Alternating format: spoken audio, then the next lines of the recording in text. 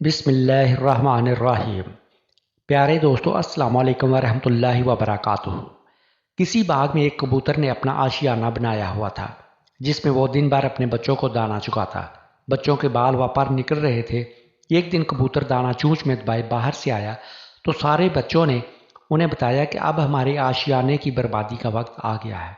आज बाग का मालिक अपने बेटे से कह रहा था कि फल तोड़ने का ज़माना आ गया है। कल मैं अपने दोस्तों को साथ लाऊंगा और उनसे फल तोड़ने का काम लूँगा। खुद मैं अपने बाजू की खराबी की वजह से ये काम न कर सकूँगा। कबूतर ने अपने बच्चों को तसल्ली देते हुए कहा कि बाग का मालिक कल अपने दोस्तों के साथ नहीं आएगा, फिक्र करने की कोई बात नहीं। और हकीकतन ऐसा ही हुआ। बाग का मालिक दूसरे रोज़ अपने दोस्तों के हमरा फल तोड़ने ना आया।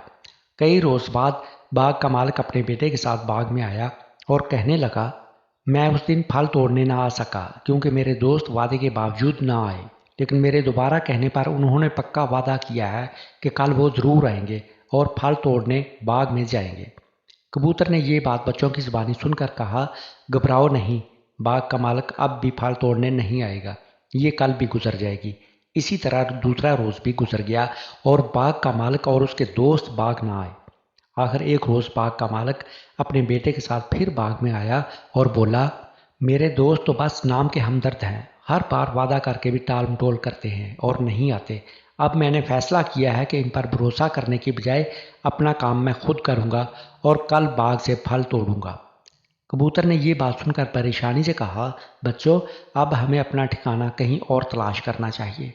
बाग का मालिक कल यहाँ ज़रूर आएगा क्योंकि उसने दूसरों पर भरोसा करना छोड़ दिया है। प्यारे दोस्तों, दूसरों पर भरोसा हमेशा नुकसान का बायस बनता है। अपना काम खुद करना चाहिए।